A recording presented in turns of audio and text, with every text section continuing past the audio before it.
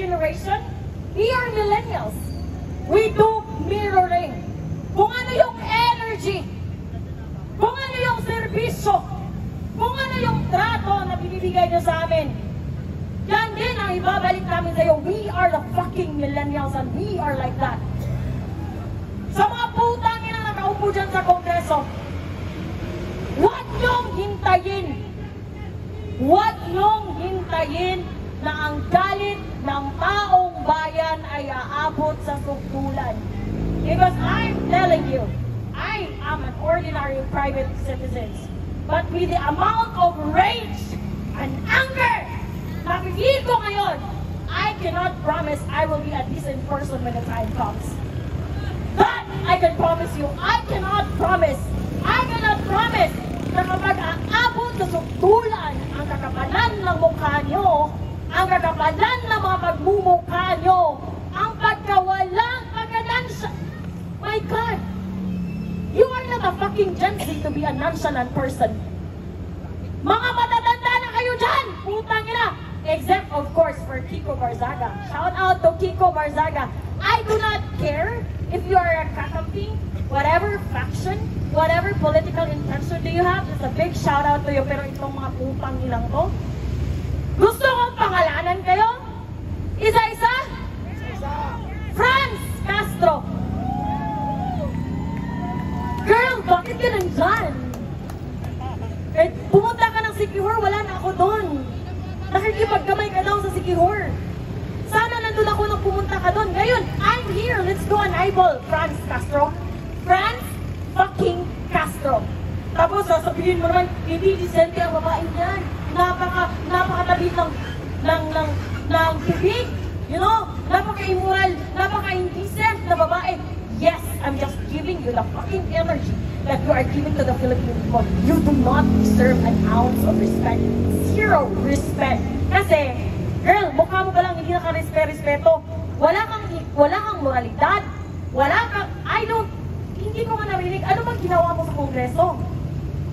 Bobo ka na nga. Underperforming ka na nga. Hindi ka pa maganda, girl. You're not pretty. You're bobo. And you're underperforming. You do not deserve a seat in the Congress. Sasabihin niyo naman red tagging.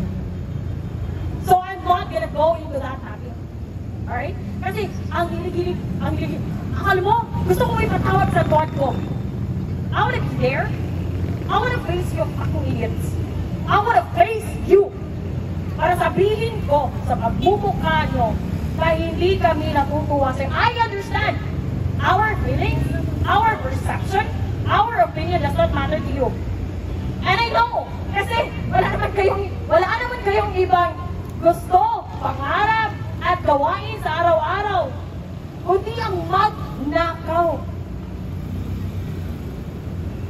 We are minimum wage earners. Pero feel ko, I'm so fucking rich. Kasi, sponsored ko yung mga lifestyle nyo. Sponsored ko yung mga sasakyan nyo. I'm so proud of myself. I'm a fucking independent woman because I am sponsoring Franz Castro. I am sponsoring Benny Abante. I am sponsoring Martin Romualdez. I am not just sponsoring these fucking politicians, but I'm also sponsoring their relatives, their nepo wives, their nepo babies, and their nepo mistresses. Sana maging South Korea tayo. Just a little bit. Konti lang. Sana maging South Koreans ang mga Pilipino. Kung saan hindi tinotolerate ng mga K-netizens ang mga leader, ang mga public personality na may mga scandal. You know? Pupunta ka sa bundok, magkikidnap ka ng mga bata, tapos uupo ka sa House of Congress as if you're the most moral person in the Philippines. Fuck you. Fuck you. You do not deserve an ounce of respect, Franz Castro. Benny Abante, let me tell you a story. I went viral on TikTok. I was tagging you. I was hoping you would notice. But who am I? I am a nobody. I am a fucking nobody. But here I am now, all the way from Cebu. I just got here today. Because I want to say it to you. Alam ko, nakikinig ka. Putang ina mo, umalis ka sa simbahan dahil ikaw ay isang demonyo. Filipinos, I'm asking you, please, let's have a standard.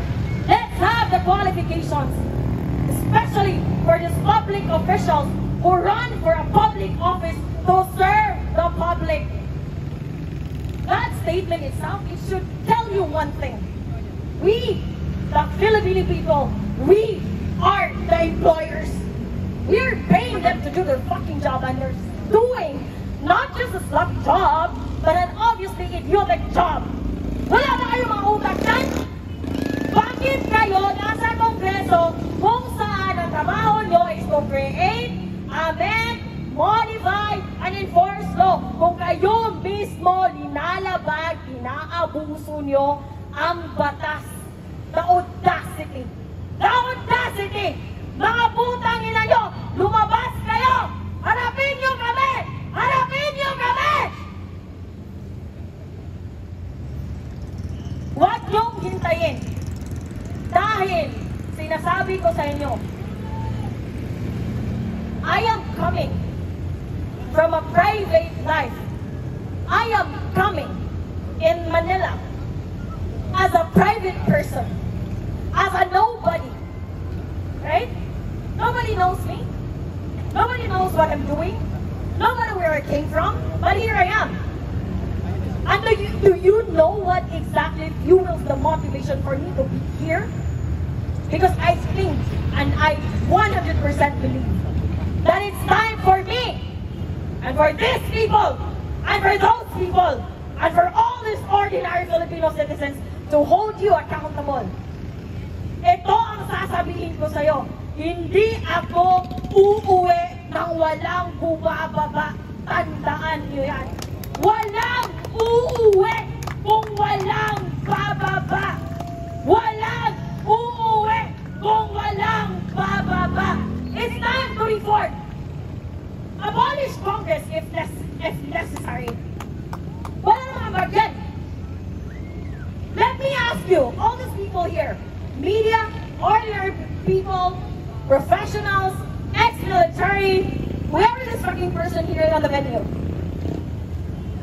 name one thing na naramdaman nyo na worth it ang binayad yung taxes para palamunin, pasahurin, at i-fund even the fucking air that they breathe in Congress.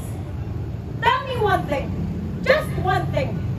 Ikaw, did you ever feel meron ka bang isang example situation na you can proudly say na, oh my God, Congress has done you something good? No? Shame on you. I am. Let's not say my age because I want to be 30s. When you're in your 30s, you're in your 30s period. But let me tell you, sa 3 dekada kong nabubuhay sa bundok ito, sa bansang ito, I cannot remember a single fucking thing that I can proudly say na, oh, ito, ginawa to ng Congress. Ginawa to ng mga butihing congressman. Wala. Zero. And magnanakaw ba kayo? Pinapalamon na nga kayo. Makinig kayo! Pinapalamon na nga kayo. Pinapasahuran pa kayo. Binibigyan pa kayo ng iba't ibang allowances.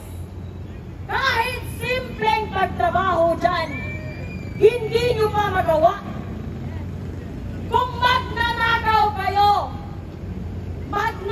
kayo ng patago, napaka-immoral nyo naman na magnanakaw kayo ng harap-harapan, magsisinungaling kayo ng harap-harapan, at ito yung, this is what makes me very infuriated, very upset, and angry beyond angry.